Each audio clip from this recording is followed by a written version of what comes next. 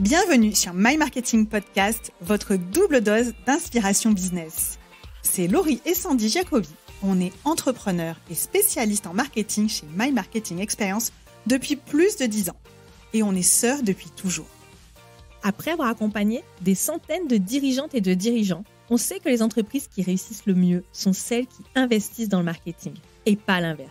Nous, ce qu'on veut, c'est rendre le marketing accessible, pragmatique et fun. Donc si vous êtes entrepreneur, dirigeant d'entreprise ou marketeur et que vous voulez progresser, être inspiré et passer à l'action, abonnez-vous, vous êtes au bon endroit. Que vous soyez au bureau, dans les transports ou en séance de sport, ce moment est pour vous. Alors profitez-en et bonne écoute.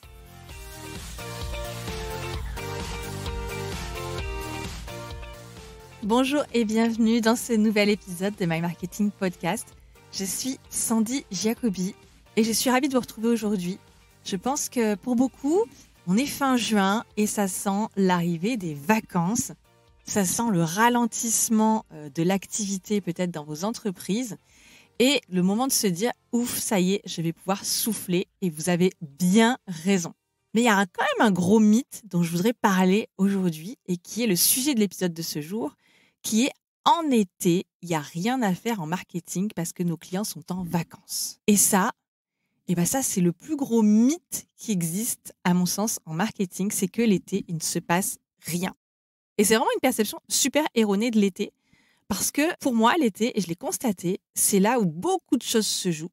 C'est là où on peut prendre d'excellentes décisions, c'est là où on peut faire des actions qui ont un énorme impact pour le reste de l'année. Donc aujourd'hui, dans cet épisode, que vous soyez décidé à avoir un été studieux ou un été farniente, c'est pas tellement le sujet. Je vais vous proposer 9 actions que vous pourrez mettre en place ou entièrement ou partiellement, en tout cas à votre rythme, il n'y a pas de souci, mais je vais vous donner quelques devoirs de vacances pour vous inspirer et croyez-moi, on ne regrette jamais les actions qu'on met en place l'été.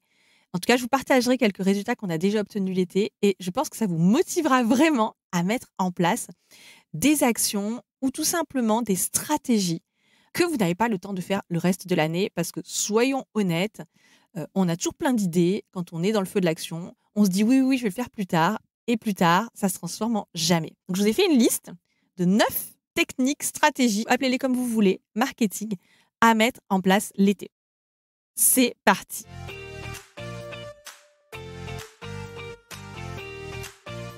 La toute première stratégie, c'est d'analyser vos données et de mesurer vos KPIs. Donc là, je vais être très franche avec vous. Je suis la première, plutôt mauvaise élève avec ma marketing expérience pour suivre tous nos KPIs. Il y en a certains, ça va, je suis très régulière et d'autres, je le fais un peu en décalé. L'été, c'est un super moment pour le faire, pour se poser et pour mesurer le ROI, pour voir quelles sont les actions qui ont marché et les actions qui ont moins marché. Donc, ROI, je rappelle, c'est retour sur investissement. Ce travail est vraiment essentiel parce que vous allez pouvoir vous poser sur qu'est-ce qui a permis d'obtenir des résultats, qu'est-ce qui n'a pas permis d'obtenir des résultats et qu'est-ce qui pourrait permettre, on va dire, c'est dans la zone grise. Donc, clairement, le retour sur investissement, c'est pour tel effort financier ou j'ai envie de dire humain en marketing, quels sont les résultats que j'ai pu obtenir. Et de cette manière, vous allez pouvoir faire une analyse et un ajustement de votre stratégie marketing.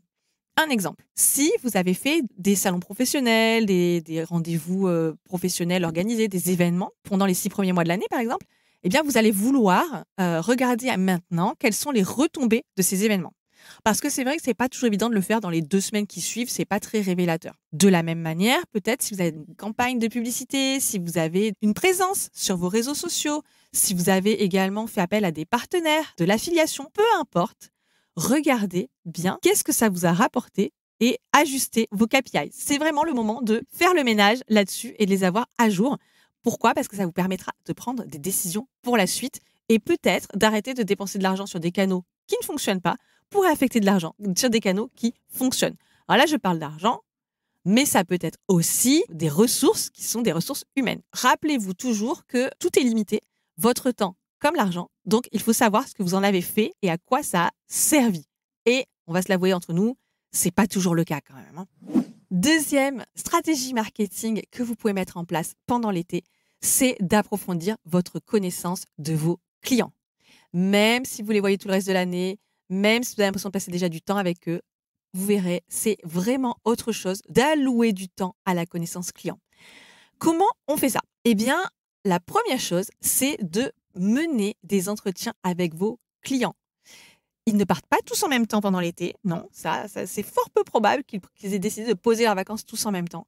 Donc, il y en a certainement qui sont plus disponibles pour vous consacrer du temps de discussion en période creuse. C'est-à-dire que probablement chez eux aussi, l'activité va baisser un petit peu et ils sont plus en mesure de vous accorder ce temps. Donc, pour tout ce qui est questions à vos clients, comment je vais muscler mon marketing avec les bonnes questions pendant ces entretiens, je vous mets dans la description les ressources parce qu'on a fait des épisodes consacrés exactement à ça. Quelles sont les questions que vous pouvez poser pour obtenir les réponses dont vous avez besoin.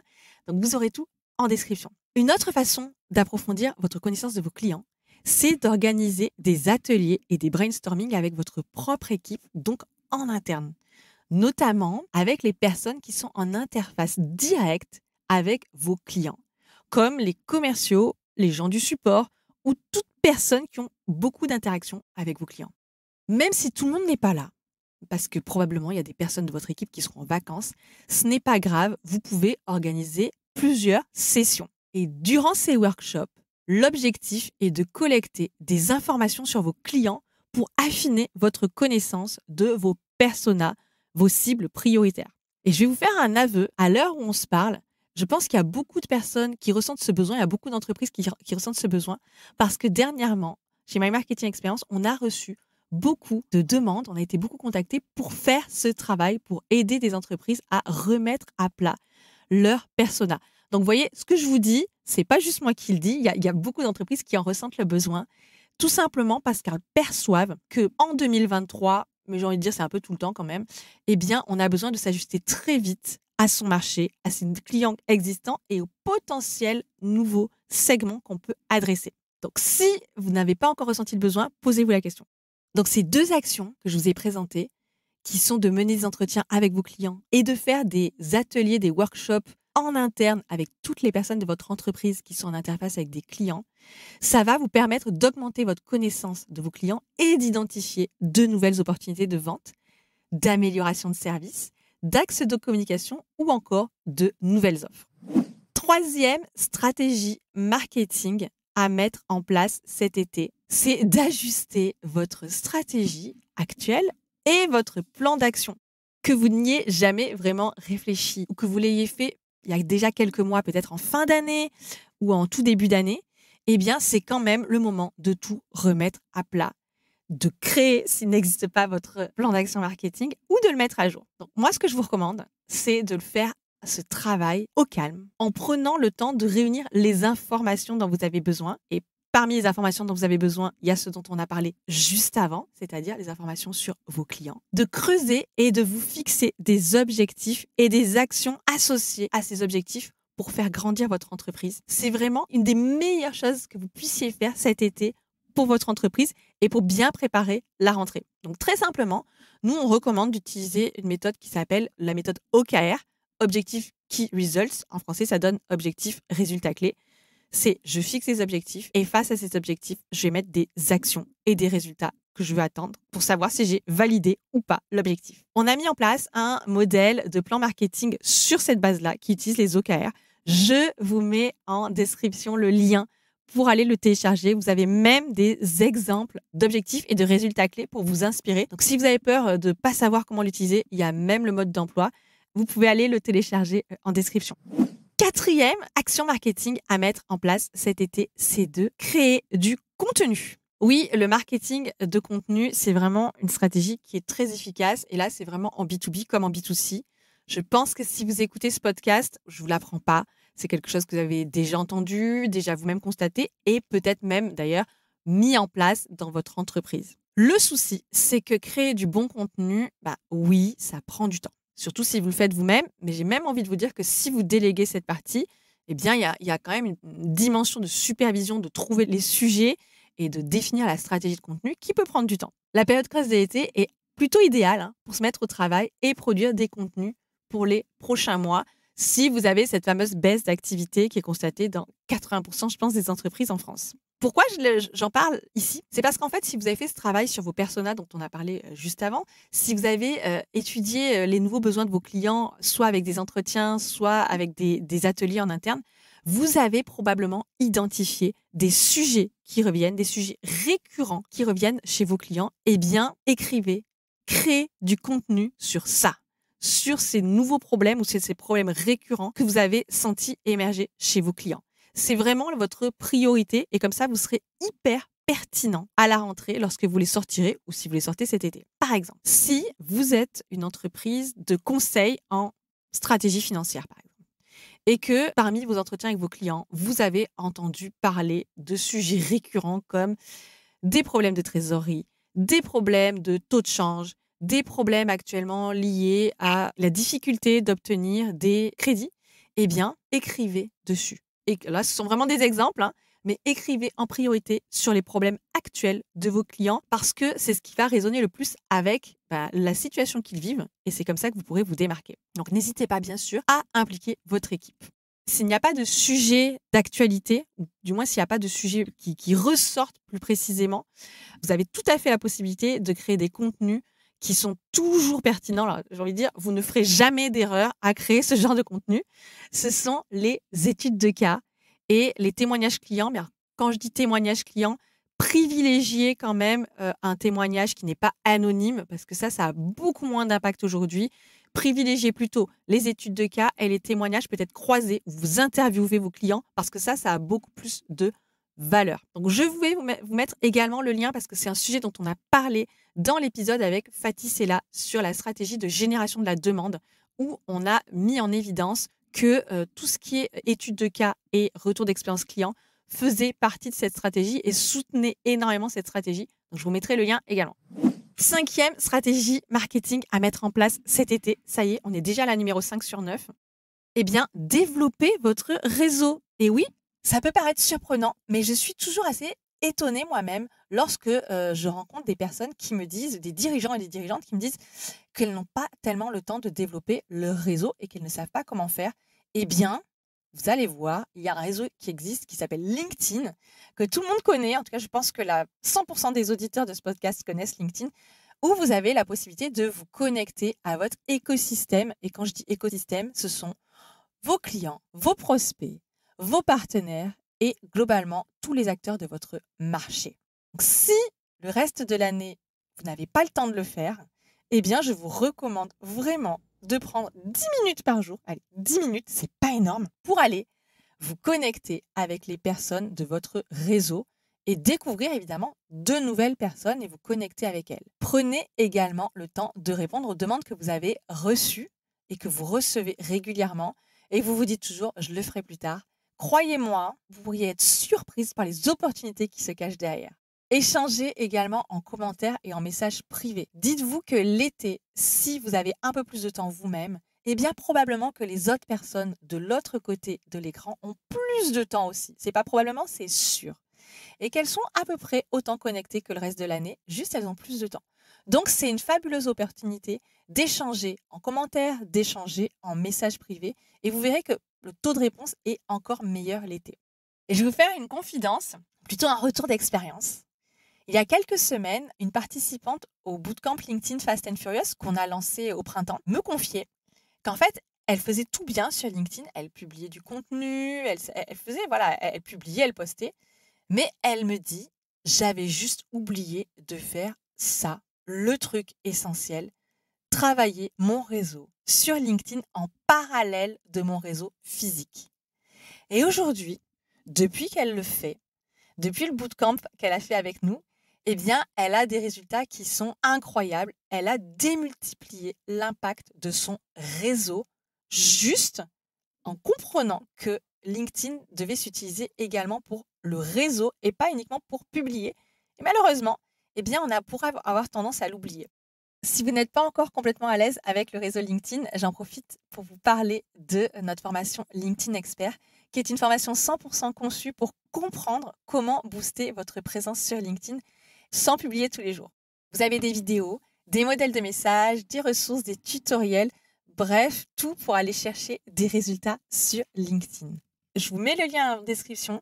Si vous pensez que c'est le bon moment pour vous de passer à l'action sur LinkedIn et de mieux comprendre ce réseau et comment l'utiliser, eh bien, je vous recommande vraiment de passer à l'action avec LinkedIn Expert. Stratégie numéro 6, prospecter. Je ne savais pas comment le dire, alors je l'ai dit de la manière la plus simple, prospecter l'été. Ça va vous paraître contre-intuitif. Pourquoi partir à la chasse dans le désert par 35 degrés? Mais vraiment, pourquoi faire? Eh bien, c'est une réalité. Les bureaux ne sont pas complètement vides l'été. Ça, c'est pas vrai, puisque vous-même, vous êtes au bureau une partie de l'été, dites-vous bien qu'il y a d'autres personnes qui sont au bureau ou en télétravail pendant l'été. Les journées peuvent être très longues quand on n'a rien à faire ou pas grand-chose à faire ou juste ralenti. Alors évidemment, c'est appréciable, c'est sympa, mais on a plus de temps. Et dans vos bureaux, comme ceux de vos clients, eh bien, ça peut être beaucoup plus calme. Donc, les actions de prospection ne sont absolument pas inutiles l'été. Bien au contraire, mais alors bien au contraire. Donc, voici quelques idées et quelques conseils pour mettre en place de la prospection cet été. Vous pouvez commencer par recontacter des clients, d'anciens clients, on va dire, des clients avec lesquels vous avez travaillé, mais ça fait quelque temps que vous n'avez pas entendu parler d'eux. Et vous pouvez leur proposer de faire le point et d'identifier des nouvelles opportunités. Franchement, ça marche super bien. Même s'il n'y a pas de vente à la clé, peut-être que dans l'immédiat, il n'y a rien, mais vous vous serez rappelé à lui, à son bon souvenir, et il pensera à vous quand l'occasion se présentera. Une autre façon de faire de la prospection de l'été, c'est de contacter les prospects qui n'ont pas converti durant les mois précédents ou qui n'ont pas donné signe de vie. Parfois, alors je ne dis pas que c'est bien d'être ghosté, mais parfois, quand il n'y a pas de réponse ou qu'on ne donne plus signe de vie, c'est qu'il y a juste ou trop de travail ou pas de réponse ou rien à dire. Donc, c'est le moment d'aller taper sur l'épaule de ces personnes pour leur dire « Eh oh, je suis toujours là, dites-moi juste si le dossier est encore ouvert ou si je le ferme. » Au moins, vous aurez une réponse et vous aurez votre CRM à jour. Une troisième façon de faire de la prospection de l'été, c'est la plus, on va dire, la plus radicale, c'est de faire de la prospection à froid, notamment par LinkedIn, mais vous pouvez le faire aussi par email. Vous avez facilement moyen de savoir si votre prospect travaille sur LinkedIn puisque vous voyez s'ils sont connectés ou pas. Si la personne publie ou réagit à des publications, vous avez au moins la preuve qu'il ou elle est connecté. Vous ne pouvez pas savoir si elle est en vacances ou pas, mais en tout cas, vous savez qu'elle est connectée sur LinkedIn. Eh bien, c'est une manière de pouvoir engager la conversation et ensuite voir s'il y a la possibilité d'avoir un rendez-vous, par exemple, à la rentrée. Ou alors, tout de suite, dans les prochains jours, si la personne est au bureau. Mais bien souvent, lorsqu'ils ne sont pas en vacances, en fait, vos prospects se montrent plus disponibles en été. Donc, n'hésitez pas à en profiter. Et moi, je vais vous faire un retour d'expérience. On avait mené des campagnes de cold emailing pour un client il y a 2 ans, c'est ça, en plein été. C'était en plein juillet-août, je m'en souviens, parce que j'étais moi-même en vacances. J'avais lancé les campagnes alors que j'étais en vacances. Et on avait eu des retours qui étaient absolument incroyables. Alors, le secteur d'activité était particulier puisque c'était dans le domaine des grands crus classés, donc dans le domaine viticole. On s'adressait à des personnes qui travaillaient dans des vignes, dans des vignobles. Mais l'été était finalement un timing qui était très bon pour eux, mais plutôt la fenêtre de tir juillet-août, parce qu'après, il y a les vendanges, donc forcément, ce n'était pas possible. Et il y a eu des retours qui étaient absolument incroyables. Je pense que c'est la meilleure campagne qu'on ait jamais faite chez My Marketing Experience. Action marketing numéro 7 pour cet été, nettoyez et mettez à jour vos données marketing. La donnée et notamment la qualité de vos données, c'est fondamental pour la réussite de votre entreprise. Je vais vous partager une liste de ce que vous pouvez faire pour optimiser la qualité des données nécessaires pour la qualité de vos actions marketing.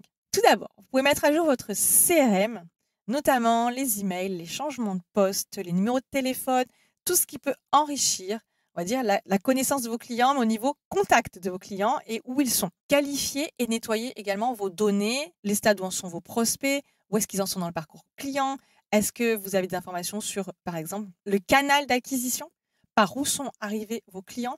Quels sont les motifs d'échec de certaines opportunités qui n'ont pas converti? Donc ça, en fait, souvent, on a tendance à peu le qualifier. Enfin, moi, je le vois dans les entreprises avec lesquelles My Marketing Experience travaille. Lorsqu'on veut analyser les canaux d'acquisition ou lorsqu'on veut analyser les causes d'échec qui sont vraiment hyper importantes de connaître, eh bien souvent ce travail, c'est pas qu'ils ne le savent pas, c'est qu'ils ne l'ont pas consigné. Et le problème de ne pas le consigner, c'est que ça s'oublie. Et après, une fois que c'est oublié, voilà, c'est difficile de retrouver. Si vous n'avez pas eu le temps pendant le reste de l'année de le faire, eh bien l'été, faites un passage ou demandez à vos équipes de faire un passage là-dessus pour que tout soit super propre. ça vous permettra derrière de prendre des actions et des décisions beaucoup plus éclairées. Parmi les données que vous pouvez nettoyer ou collecter, il y a également la veille concurrentielle. C'est le moment de la mettre à jour. Allez voir vos concurrents, vos nouveaux concurrents également, parce qu'il y en a peut-être qui sont arrivés entre-temps.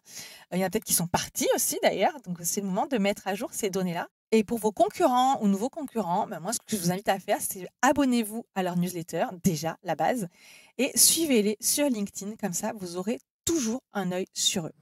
8e stratégie, donc stratégie marketing numéro 8, formez-vous cet été. Et le ralentissement de l'activité en été, ça permet vraiment de prévoir tranquillement des plages horaires dédiées à la formation et au développement de vos compétences. Des vôtres et bien sûr de celles de votre équipe. Ça, c'est un conseil que je vous fais, peu importe le rôle que vous avez dans votre entreprise, que vous soyez dirigeant, que vous soyez directeur marketing, que vous soyez manager commercial, peu importe, formez-vous. Pour moi, c'est essentiel aujourd'hui pour rester performant. Donc, faites le point. Quelles compétences vous manquent ou manquent à votre équipe pour contribuer plus efficacement au développement de votre entreprise? Identifiez quelques sujets et commencez à consommer du contenu. Au moins, juste consommer du contenu gratuitement. Se former, c'est souvent l'occasion d'explorer et d'avoir de nouvelles idées. Je ne sais pas vous, mais alors moi, à chaque fois que je découvre un nouveau sujet ou que j'approfondis un nouveau sujet, j'ai des nouvelles idées. C'est limite magique à ce niveau-là. Quelques suggestions pour vous former. Eh bien, par exemple, écoutez des podcasts comme celui-ci, comme My Marketing Podcast. Donc, si vous découvrez My Marketing Podcast à travers cet épisode, eh bien, n'hésitez pas à aller fouiller sur la chaîne. Je pense qu'on a près de 100 épisodes. Vous avez de quoi faire quasiment tout l'été. Donc, n'hésitez pas. Vous pouvez également regarder des webinaires, des live LinkedIn. N'hésitez pas à les taper dans les replays d'ailleurs. Ça sert à ça. On n'a pas forcément le temps pendant le reste de l'année, mais en été, vous pouvez regarder les replays. N'hésitez pas à aller explorer YouTube aussi. Moi, j'adore. Il y a énormément de contenu, de vidéos super pertinentes. Et je dirais qu'il y a quasiment sur tous les sujets, il y a quelque chose sur YouTube. Et bien sûr, pensez à lire des livres, tout simplement. Moi, j'adore lire. Et c'est un fabuleux moyen de l'apporter avec vous à la plage ou peu importe où vous allez en vacances cet été. Si vous voulez aller plus loin et vous perfectionner, vous pouvez aussi investir dans une formation. Ça peut être pour des compétences en marketing digital, en vente, ou alors des compétences qui peuvent être plus techniques, en SEO, en stratégie Google, par exemple. Vous avez pas mal de champs possibles et disponibles en marketing. Identifiez-les et choisissez quelle sera la priorité de votre été. J'en ai parlé un peu plus tôt. Pour celles et ceux qui veulent actionner le levier LinkedIn cet été, eh bien, la formation LinkedIn Expert peut absolument vous aider pas à pas à décrocher et améliorer vos résultats sur LinkedIn. Et d'ailleurs, dès cet été, sans attendre la rentrée. On arrive au bout. Stratégie numéro 9, lancer des campagnes de publicité sociale. C'est déjà un peu plus technique, mais je ne peux pas ne pas en parler. Beaucoup de vos clients potentiels sont en vacances et ça peut générer de la frustration. Pour vous, en tout cas. La réalité, c'est que vos concurrents aussi sont beaucoup moins nombreux à travailler. Et ça, c'est une super opportunité. Moins de monde au bureau, ça veut dire aussi moins de concurrents sur les plateformes publicitaires. Point très intéressant, vous captez plus facilement l'attention des personnes connectées qui sont plus disponibles et surtout moins bombardées de messages de la part de vos concurrents. Donc en fait, l'été, c'est bien pour deux raisons. C'est qu'il y a une baisse dans certains secteurs des investissements publicitaires parce que les gens sont en vacances et pensent qu'il n'y a personne au bureau. Et en même temps, les personnes qui sont au bureau ont plus de temps d'attention disponible. Donc, il y a deux leviers pour optimiser ça. Donc, même si la plupart des salariés sont en congé, il y en a quand même une bonne proportion qui va consacrer cette période calme à s'informer, se documenter et participer à des webinaires ou télécharger des e-books. Donc, pour vous, c'est un super moment pour créer une campagne sponsorisée sur le réseau social le plus pertinent par rapport à votre audience pour promouvoir un contenu ou faire découvrir vos services. Donc, ça peut être Facebook, ça peut être Instagram, ça peut être LinkedIn. Et ce qu'on constate souvent l'été, c'est que le coût du clic est généralement plus bas parce qu'il y a moins de concurrence. Moins d'audience, ça ne veut pas dire moins d'attention, bien au contraire. Les durées de visite moyennes des sites Internet sont aussi souvent en augmentation en été. Donc, Facebook, LinkedIn ou Instagram. Vous pouvez choisir ce qui est le plus pertinent pour vous, mais je vous recommande vraiment de tester cet été. Et de notre côté, les meilleurs résultats obtenus sur une campagne LinkedIn Ads de génération de leads, eh bien, c'était au mois d'août. Donc, vous voyez, on pouvait ne pas s'y attendre et pourtant, c'est ce qui a eu lieu.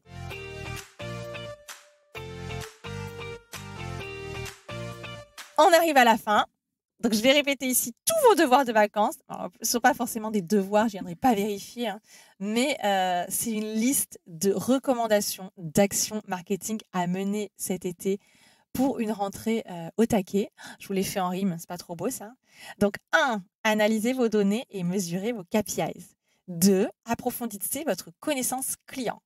3, ajustez votre stratégie et votre plan d'action. 4, créez du contenu. 5, développez votre réseau. 6, prospectez. 7, nettoyez et mettez à jour vos données marketing. 8, formez-vous. Et 9, testez des campagnes de publicité sociale. Voilà, il ne me reste plus qu'à vous souhaiter un excellent été.